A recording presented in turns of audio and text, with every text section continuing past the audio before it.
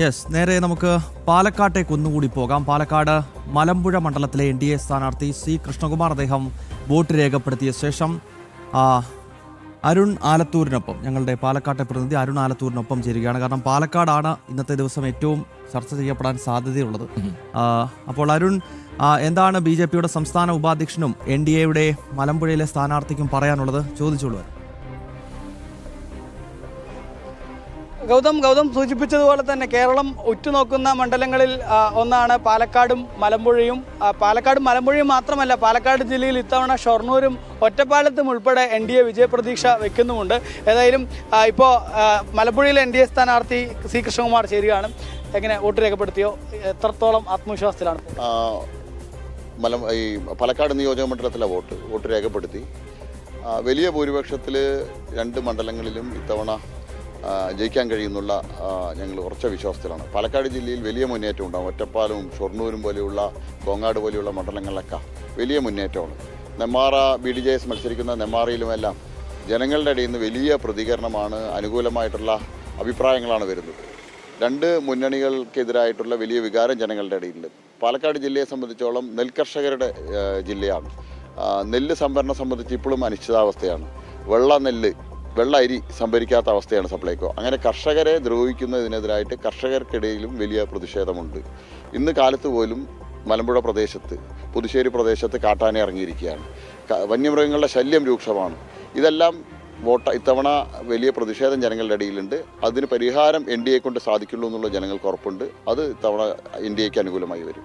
ജില്ലയിൽ ഒന്നിലധികം സീറ്റുകളിൽ വിജയിക്കാൻ കഴിയുന്നുള്ള ആത്മവിശ്വാസമാണ് 100%. ഇത്തവണ പരമ്പരാഗതമായിട്ട് BJPയുടെ ശക്തി കേന്ദ്രങ്ങൾ എന്ന് പറയുന്ന മണ്ഡലങ്ങൾക്ക് പുറമെ ജനങ്ങൾ ഇത്തവണ NDA കേരളത്തിൽ പരീക്ഷിക്കാൻ തീരുമാനിച്ചു കഴിഞ്ഞു. ഇത്തവണ NDAക്ക് അനുകൂലമായിട്ട് തിരുവനന്തപുരം മുതൽ കാസർഗോഡ് വരെയുള്ള ജില്ലകളിൽ വലിയ അനുകൂലമായിട്ടുള്ള തരംഗമുണ്ട്. ആ തരംഗത്തിൽ പാലക്കാട് ജില്ലയിലെ നിരവധി മണ്ഡലങ്ങളിൽ ഇത്തവണ ജയിക്കും. കോൺഗ്രസ് വലിയ രീതിയിൽ പരാജയ ഭീതിയിലാണ്. കാരണം പലതരത്തിലുള്ള വീഡിയോകൾ ഫാബ്രിക്കേറ്റ് ചെയ്ത് ഇന്നലെ പ്രചരിപ്പിക്കുകയുണ്ടായി. അതുപോലെ തന്നെ ഈ രാഹുൽ മാങ്കൂട്ടത്തിൽ വിഷയം, പ്രശോഭ് സി വത്സൻ എന്ന കൗൺസിലർ ഇപ്പോഴും ഒളിവിൽ തുടരുന്ന സാഹചര്യമാണ്. അല്ല, കോൺഗ്രസ്സിന് ജനങ്ങളെ വികസനം മുൻനിർത്തി വോട്ട് ചോദിക്കാൻ കഴിയില്ല. പാലക്കാട് നിയോജക മണ്ഡലത്തിലും എന്ത് വികസനമാണ് അവർ നടത്തിയിട്ടുള്ളത്, ആ വികസനം സംബന്ധിച്ച് ഒരു കാര്യം അവർക്ക് പറയാനില്ല.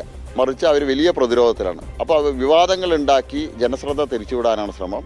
ഈ വിവാദങ്ങളൊന്നും പാലക്കാട്ടെ വോട്ടർമാരുടെ ഇടയിൽ ഏശാൻ പോകുന്നില്ല. BJPയെ സംബന്ധിച്ച്, BJP നേതാക്കളെ സംബന്ധിച്ചെല്ലാം ജനങ്ങൾക്ക് ഉത്തമമായിട്ട് ബോധ്യം പാലക്കാട്ടെ ജനങ്ങൾക്കുണ്ട്. ഏതായാലും ഈ കോൺഗ്രസും അതുപോലെ തന്നെ CPM-ഉം ഒരുപോലെ പരാജയ ഭീതിയിലാണ് എന്നുള്ളതാണ് മലമ്പുഴയിലെ NDA സ്ഥാനാർത്ഥി C. കൃഷ്ണകുമാർ പറയുന്നത്. മലമ്പുഴയിലാണെങ്കിൽ നിലവിലെ MLA, സിറ്റിംഗ് MLAക്കെതിരെ ഉൾപ്പെടെ വലിയ ജനരോഷമുണ്ട്. ഇപ്പോഴും ജനവാസ മേഖലയിൽ കാട്ടാന ഇറങ്ങിയത് ഉൾപ്പെടെ ഇന്നും ഇറങ്ങിയ സാഹചര്യമാണ് ഉള്ളത്. അതൊക്കെ ജനങ്ങൾ കാണുന്നുണ്ട് എന്നുള്ളതാണ് കൃഷ്ണകുമാർ വ്യക്തമാക്കുന്നത്. ഓക്കെ അരുൺ, എന്തായാലും തീപാർന്ന പോരാട്ടം നടക്കുന്ന ജില്ലകളിൽ ഒന്നാണ് പാലക്കാട്. പ്രത്യേകിച്ച് പാലക്കാട്, മലമ്പുഴ എന്നീ 2 മണ്ഡലങ്ങൾ 2016 മുതൽ BJP 2ാം സ്ഥാനത്തെത്തുന്ന മണ്ഡലമാണ്. പ്രത്യേകിച്ച് മലമ്പുഴയെ പറ്റി പറയുമ്പോൾ അവിടെ BJPക്ക് കേവലം 7000 വോട്ടുകൾ മാത്രമുണ്ടായിരുന്ന മലമ്പുഴയിൽ 2016 C. കൃഷ്ണകുമാർ അവിടെ മത്സരിക്കാൻ എത്തിയതോടെ BJPയുടെ വോട്ട് വിഹിതം ആദ്യം അത് 40,000-ലേക്ക് എത്തുകയും 2021 എത്തുമ്പോൾ അത് 50,000 ആവുകയും ചെയ്തു. അതായത് VS അച്യുതാനന്ദനോട് ഉൾപ്പെടെ മത്സരിച്ചാണ് C. കൃഷ്ണകുമാർ അവിടെ 40,000-ന് മുകളിൽ വോട്ട് നേടി NDAയുടെ ഒരു വരവ് ആ മണ്ഡലത്തിൽ അറിയിച്ചത്. അതിനാൽ ഈ തവണ മലമ്പുഴയിലും പാലക്കാട്ടുമൊക്കെ താമര വിരിയും എന്ന അടിയുറച്ച വിശ്വാസം NDA ക്യാമ്പുകൾക്ക് 100% ഉണ്ട്. അതായത് കേരളത്തിലുടനീളം BJPയും NDAയും ഉണ്ടാക്കിയ പ്രചാരണ ആവേശം വിജയിക്കാനാണ്. ഇപ്പോൾ രാവിലെ ജോർജ് കുര്യൻ കേന്ദ്രമന്ത്രിയുടെ പ്രതികരണം വന്നിട്ടുണ്ട്. 72 സീറ്റുകൾ ജയിക്കുമെന്നാണ്. ഞാൻ പറഞ്ഞത് മത്സരിക്കാനാണ് ഞങ്ങൾ ശ്രമിക്കുന്നത് എന്ന് പറഞ്ഞ അതിവിദൂരമല്ലാത്തൊരു കാലത്ത് നിന്ന് ജയിക്കാനാണ് എന്നതും കടന്ന് ജയിക്കും എന്ന അന്തരീക്ഷം ഉണ്ടാക്കാൻ BJPക്കും NDAയ്ക്കും കഴിഞ്ഞിട്ടുണ്ടെങ്കിൽ വരാനിരിക്കുന്ന കാലത്തിൻ്റെ വലിയ സൂചനയാണത്. കാരണം കാട്ടാക്കടയിൽ PK കൃഷ്ണദാസിന്റെ തെരഞ്ഞെടുപ്പ് റാലിയിൽ സംസാരിക്കുമ്പോൾ കേന്ദ്ര ആഭ്യന്തരമന്ത്രി അമിത്ഷാ അദ്ദേഹം എടുത്തു പറഞ്ഞ ഒരു കാര്യം 2016 എന്നത് കേരള രാഷ്ട്രീയത്തെ സംബന്ധിച്ച് വളരെ സുപ്രധാനമായിരുന്നു. 2016 ആദ്യമായി കേരളത്തിൽ താമര വിരിഞ്ഞു, നേമത്ത് അക്കൗണ്ട് തുറന്നു. 2024 ആദ്യത്തെ MP ഉണ്ടായി. തൃശ്ശൂരിന്റെ മണ്ണിൽ നിന്നും ലോക്സഭയിലേക്ക് ആദ്യമായി ഒരു BJP MP നടന്നു കയറി.